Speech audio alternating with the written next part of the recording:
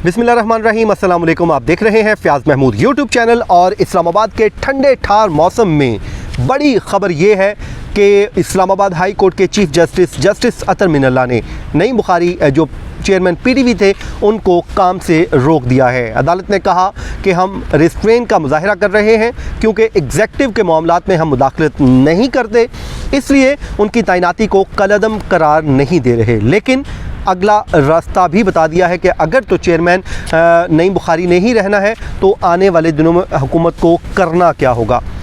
आज जो समात है उसका आगाज़ 9:32 पे हुआ और deputy attorney general Tayyab Shah अदालत में पेश हुए और उन्होंने अदालत को बताया कि अटॉर्नी जनरल पाकिस्तान को अदालत ने तलब कर रखा है, लेकिन वो इस वक्त सुप्रीम कोर्ट में मसरूफ़ हैं और यूं अदालत ने समात में वक्फ़ा कर दिया।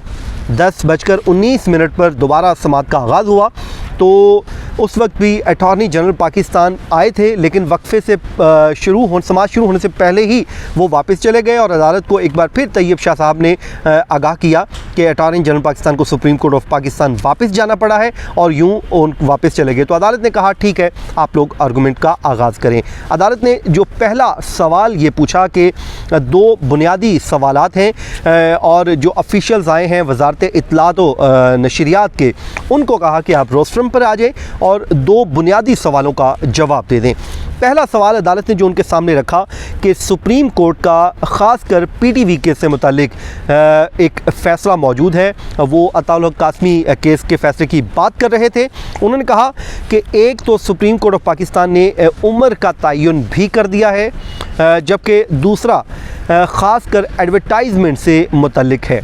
ये आप बताइए कि इन दोनों कवानीन पे जो दोनों अदालत ने वाज़े किया है, इन चीज़ों को देखा गया है या नहीं। जिस पर वजारत इत्तलात तो नशरियात के नुमाइंदे ने अदालत को बताया कि कानून के मुताबिक बोर्ड ऑफ जो डायरेक्टर्स हैं, जो मेंबर्स हैं, उनकी तैनाती की गई है। अदालत ने कहा कि हमारा ये सवाल नहीं, सवाल ये है कि चेयरमैन की जो तैनाती हुई है क्या वो सुप्रीम कोर्ट ऑफ पाकिस्तान के फ़ैसले की रोशनी में हुई है, जिस पे वजारत इत्तलात व नशरियात के नुमाइंदे ने ये बताया कि 13 नवंबर 2020 की एक समरी थी जो तैयार की गई, जो प्राइम मिनिस्टर ऑफ पाकिस्तान को भेजी गई। तो अदालत ने ये भी पूछा कि क्या प्राइम मिनिस्टर ने कोई एज रिलैक्सेशन की है, तो उन्होंने बताया कि जी की है। इसी तरह फिर अदालत ने इस्तफसार किया कि आप जो 13 नवंबर की समरी है उसको पढ़ दें और ये बताएं कि क्या वो सुप्रीम कोर्ट ऑफ पाकिस्तान के अताउल हक कासमी केस के फ़ैसले की ऐन रोशनी के मुताबिक की गई है। इसी दौरान नईम बुखारी साहब के वकील हमाद एडवोकेट साहब, उन्होंने लुकमा देने की कोशिश की और उन्होंने एक आर्गूमेंट देने की कोशिश की, तो अदालत ने उनको खामोश करवा दिया। अदालत ने कहा कि इस वक्त हमारा और हुकूमत का मामला है, वजारत इत्तलात व नशरियात के जब नुमाइंदे मौजूद हैं तो हम उनसे ये सारी डिटेल जान लेते हैं। तो उसके बाद समरी पढ़ने को कहा गया और अदालत ने रिमार्क्स दिए कि जो गलतियां अताउल हक कासमी केस में उस वक्त की हुकूमत ने की, बज़ाहिर आपने भी वही गलती कर दी है।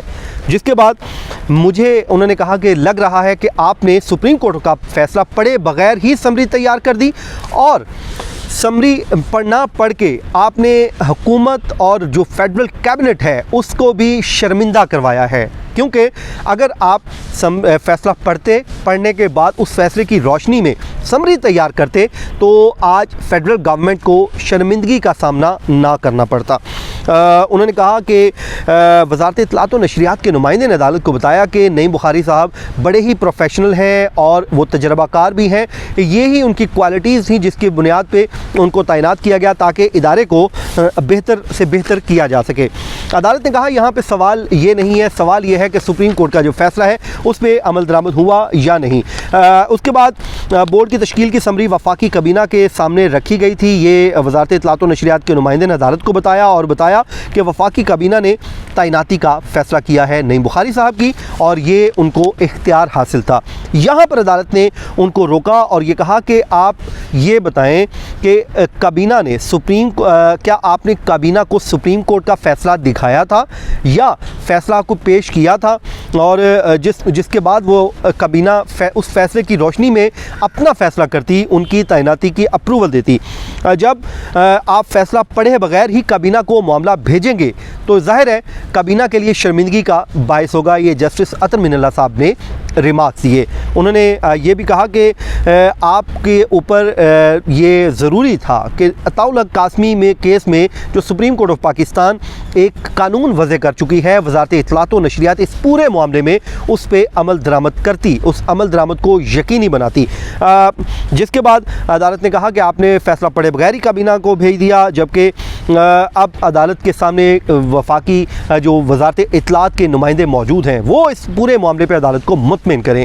फिर उन्होंने 13 नवंबर की वो समरी जिसकी रोशनी में ये तमाम तैनातियाँ हुई, वो जो प्राइम मिनिस्टर ऑफ पाकिस्तान को जो कैबिनेट को भेजी गई थी वो समरी पढ़ने को कहा गया और वो समरी आज कमरा अदालत में पढ़ी गई। और जिसके बाद अदालत ने वाज़ेह तौर पे कहा कि ये एग्जेक्टिव का मामला है, ये अदालत ख़ासकर ये हमारा जो बेंच है उन्होंने अपनी बात की, ये बेंच एग्जेक्टिव के मामलात में कभी मुदाखलत नहीं करता, तो अब भी हम यही चाहते हैं कि हम मुदाखलत ना करें। अच्छा, उस वक्त ये लग रहा था कि उनकी जो तैनाती है उसको कलअदम करार दे दिया जाएगा, लेकिन हुआ ये कि 11th आवर में उन्होंने जो फ़ैसला किया, हुक्म जारी किया, उन्होंने कहा कि हम रिस्ट्रेन का मुजाहरा कर रहे हैं उनकी तैनाती को, नईम बुखारी साहब की तैनाती को, क्योंकि वो बड़े ही मेरे लिए काबिल एहतराम है, उनकी तैनाती को कलअदम करार नहीं मैं दे रहा, अलबत्ता उनको हम काम से रोक रहे हैं और वफाकी काबीना को एक और मौका दे रहे हैं कि वो अपने इस गलती को जो उनसे हो गई है कि जो उन्होंने सुप्रीम कोर्ट ऑफ पाकिस्तान के फ़ैसले पे अमल नहीं किया, उस फ़ैसले को यानी कि उसको दुरुस्त कर लें। अब ये है, होना ये था कि अगर वो कलअदम करार दे देते तो ज़ाहिर है आम तौर पे जो हुकूमती जमात के लोग होते हैं वो अदालत पे उंगलियां उठाते। अब हुआ ये है कि उन्होंने काम से भी रोक दिया, अलबत्ता पूरी जो बॉल है वो हुकूमती कोर्ट में वापस भेज दी है और फेडरल कैबिनेट के पास वापस भेज दी है। अब फेडरल कैबिनेट क्या करेगी? सुप्रीम कोर्ट ऑफ पाकिस्तान का फ़ैसला मौजूद है और जो नई फ्रेश समरी तैयार होनी है, ज़ाहिर है वो उसी फ़ैसले की रोशनी में तैयार होनी है। तो उसमें दो चीज़ें जो हैं कैटेगोरिकली है, एक तो एज, दूसरा एडवर्टाइजमेंट।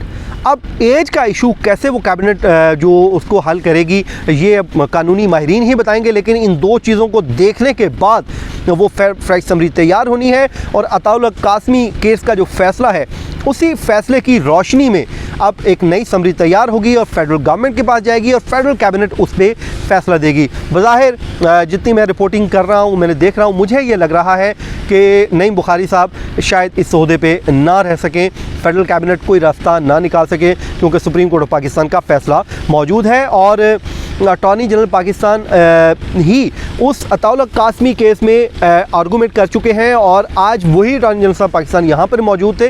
तो उसी मुझे नहीं लगता कि वो जिस केस के दलाइल की रोशनी में वो अताउल हक कासमी का फ़ैसला आया था, अब उन्हीं की वो अपने ही फ़ैसले को डिफेंड ना कर सकेंगे अटॉर्नी जनरल पाकिस्तान। तो ये बड़ी ही इंटरेस्टिंग है। मेरी ख्वाहिशात जो हैं, नई ख्वाहिशात बुखारी साहब के साथ नहीं, लेकिन बज़ाहिर ये लग रहा है कि मुश्किल लग रहा है। हालांकि नईम बुखारी साहब ने जो पीटीवी में आके अभी इक़दामात उठाए, जो बड़े बड़े वहाँ पे लोग बैठे थे उनके लिए वो काम कर रहे, उनको उन्होंने हाथ डाला तो उनको वहाँ पे बड़ी रेजिस्टेंस का सामना था। लेकिन खैर जो अदालती मामला है ये आपके साथ शेयर करना था। मुझे दीजिए इजाज़त, अल्लाह हाफिज़।